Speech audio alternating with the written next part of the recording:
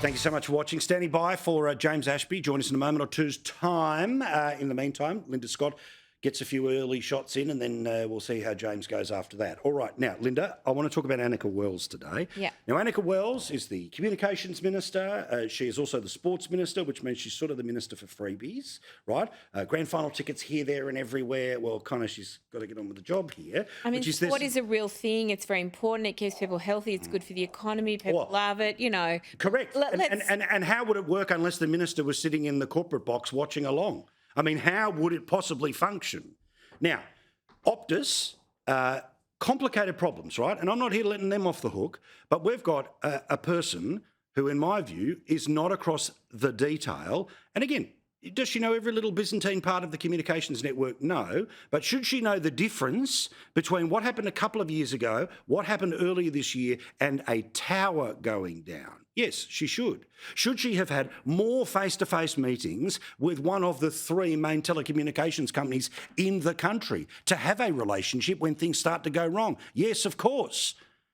But forgive us, everyone, she's only had the job since May, and this is what she was serving up today after meeting the bosses of Optus and their corporate owner Singtel from Singapore.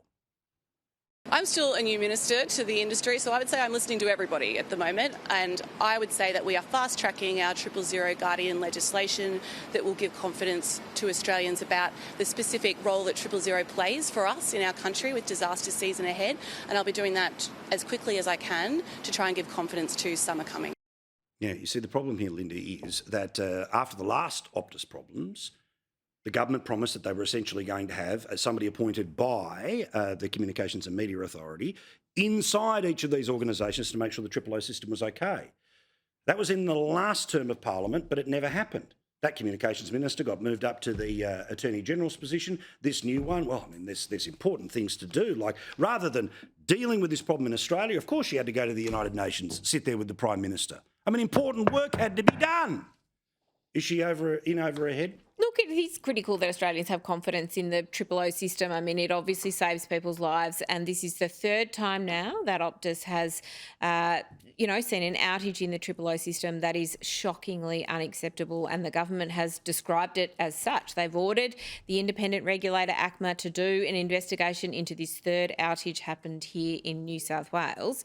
I think that's appropriate, right? It's not for the job of government to jump to conclusions when there's an outage. It's for government to ask the independent regulator to do an investigation, to come to some conclusions, and then it's up to the board of the company and others to make a judgment.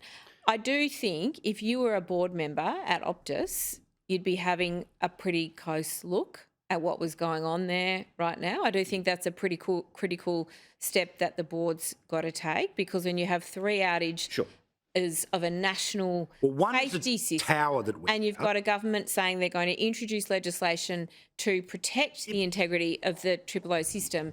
You know, if you because they haven't responded to around a report that table, from the major one. This is my point, James Ashby. We've finally got him connected up here, right? James, this is the little 3-card Monty game, right? Look over here, look over here. This government was handed a report that were told them they had to have somebody inside the telecommunications companies to deal with 000. They didn't appoint for month after month after month after month after month after month after month. They've been caught with their duds down, and the minister, I'm a new minister. I've just wandered into the room. Come off it. Yeah, well, they move these ministers around to mask incompetence. That's precisely why they move them around. And she wasn't much of a minister with aged care beforehand either. Look, can we speak more broadly about the telecommunications? Because people in regional parts of this country have been suffering as a consequence of poor telecommunications, not just for 000, but more broadly, just being able to connect, because the 3G system's down, dead, gone, buried, and people in regional areas, Telstra might say they've got 99.7% of Australians covered with coverage, and Optus might say they've got 98.5% of coverage across most Australians' population. But the reality is, I have to have a Starlink module in my car just to be able to make a phone call when I go 150 k's out west. Wow. I've got family that I've just put it in the car because they've headed to Millmerran, and there's no coverage for most of that area. So, yeah, we've got issues with Triple O, but more broadly, there are a lot of people that watch this show in regional parts, Paul, that are screaming at the TV saying, listen to us, we've got no coverage whatsoever, whether it be a Triple O call or trying to ring my mum to make sure she's okay and that she hasn't slipped over in the bath tonight. So James, these are the broad issues James, with that's telecommunications absolutely across an this issue. country. That's absolutely an issue. And you're right to call out that there needs to be better coverage in regional Australia. But until the election of this federal Labor government, there was no national disaster response agency. There was literally not a national disaster response Linda, agency why to is it coordinate that we these have kinds made of it that things we've at the got these national private level, companies running because the Triple O? Liberals Where's it got us? and the A National government that can't all put somebody mates didn't the respond to these things Oh, for decades and come on. decades No, when look, they this were needs in to be power. brought back under the umbrella I've of got state no governments. issue with you Now, calling Linda, it the out. other issue I with appreciate Triple O, that, James, but I'll tell you the can't other issue. pretend like your mates in the Liberal and National government did not. They did nothing he's about not this advocating for I'm saying they're to decades. blame just as much. But also, we're three Here's and a the bit issue, in. though, It's Linda. If I call Team Triple O, Red's problem now, for goodness sake, and they didn't put the person Paul- in the telecommunity, in Optus, dealing with Triple O. So the rest of this pantomime, and you can stick it, the Greens, by the way, Optus's licence should be taken away from them. Geez, what would happen to telecommunications prices if one of the three companies went kaput? Honestly. Yeah, but here's the other issue that we've got, Paul. We've got an issue here. If I call Triple O from Yeppoon, I'm more likely to get someone from Brisbane or up north that knows nothing about this area. So when you try to describe how to get to a regional farmhouse or a small town, which is, outside of Yeppoon, like Farnborough, where I now live, they don't understand. We've got to have more of these Triple O centres that are located in these smaller communities so that you're actually talking to somebody that knows the area as well. These are other issues. No, I agree completely. And again, many of those people watching us on Sky News Regional, they're doing so through the good old-fashioned aerial rather than, again, many of the internet-based things of which many people watch us. I like when it gets a little spicy here. Now, Linda, you're out of local government, but you remember how it works, obviously. I love it.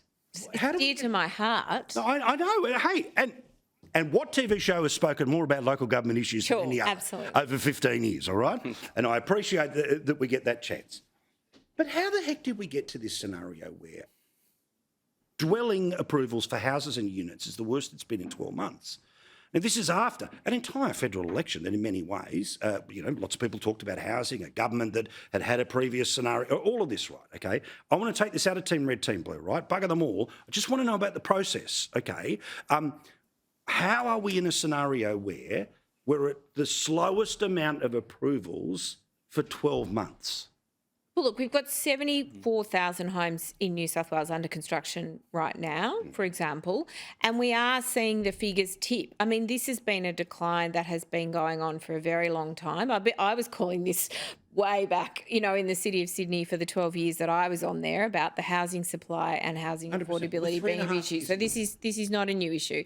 Chris Minns was out there at a housing conference with David Borger saying today that the pipeline is turning round. So we do have a 30% increase in the number of dwellings in the pipeline in New South Wales. We are starting to see the dwelling approvals turn around. Councils are processing these dwelling approvals 3 months faster on average than they were 12 months ago. So there are all these green shoots, but I've got to, hand on heart, Paul, everybody's got to come together and keep working on this because housing affordability is still out of control. It's not acceptable, and it is right that all three levels of government keep working together on this. We pushed the housing accord through the National Cabinet. We did it with Albanese as the Prime Minister, but we did it with Liberal and Labor state governments, and I did it on behalf of, more than 500 local governments. So that was a defining piece of agreement between all the levels of government in Australia to get housing moving again. It is working. It's not working as fast as we need it to. It's not working as fast as Australians want it to,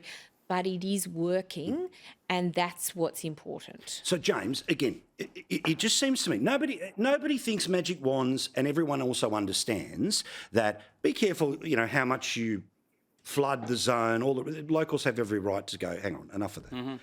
Yeah.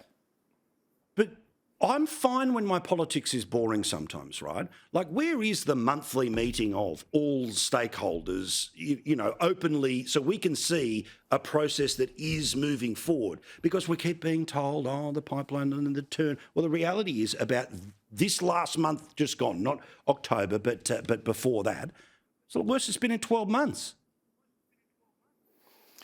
Paul, take it from a bloke who's currently going through the process of trying to get approvals for a house to be built and living out of a caravan. That's why I'm in the bush so often lately. I love it. The issues I'm seeing firsthand, and look, this is, of course, a criticism, but at the same time too, it's an opportunity for councils to pull their finger out and make some changes. Speaking to builders, like last week, I had to pay just over $900 for a septic approval. 2 weeks on, I'm still waiting for that approval. Now, I've paid for it, I haven't got the approval. Other things like, simple things like, we've got brand new estates that have been established where they need a BAL rating, which is a bushfire rating here in Queensland. The problem is there's no chance of a bushfire. These are brand new estates with no bush around them for probably kilometres, and yet old mapping is still requiring councils to get that BAL rating, which is another $600 to $800 for anyone that's trying to build a house. All these things are just approval processes that take time.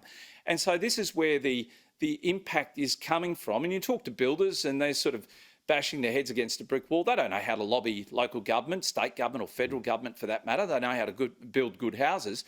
But unless these local government and state government ministers and members of parliament get out there and talk to the people who are being impacted, we will never get the change that's required to speed this process up. But again, I do want to do one more topic, but Linda, if you can, give me the 30-second version here. Obviously, as part of the delay that a human being in a council sitting there has to go through James's piece of paper and double check and all the rest of it, at some point, there would be, surely there's the ability to semi-automate this process, not to approve everything and tick and flick everyone, but essentially once you've made it through the first thing, which is, you can build a house here, right? That things like your water tank, all of these things just are part of the process that can be sped up here, because it does feel like... So, look, very sadly for me, local governments are not recognised in the Australian Constitution. But what does that mean for housing approvals? It means that councils have to do what we're told by state and territory governments. And you're not given the resources really to do it. Blunt about that. We're not given the resources, but also the rules are not set, by and large by councils. And, James, your septic tank is a great example, because there's thousands of homes right now built in Australia that are not connected to water and sewer and therefore are unlivable because the councils don't have the money to fund it. So there's all sorts of issues why these checks do take time. They are important. But the last thing you want, James, is a house that's not properly connected to the sewer line, right? So I do think it's important to have a sensible system. But, for example, the New South Wales Labor government has pulled together a system where approvals can go straight up to the heads of the department. Good to hear. And it is, again, councils are approving things 3 months faster on average here in New South Wales. The system is turning around. But my issue is that for the 10,000 units or the one person who wants to put a septic tank in? Who has access to this? It's for the major projects. It's for the major projects. Yeah. But if you cut councils altogether out of it, and we have seen that in some places, what do? You do get a bunch of homes built in bushfire areas. You get homes built on floodplains. They're uninsurable. People invest their life savings in them and they lose all their money. That's just immoral. All right. Love you guys. Thank you. Enjoy the quad bike, mate. And we look forward to seeing you very soon. We should do a show from the park. It'll be fun. Thank you, Linda.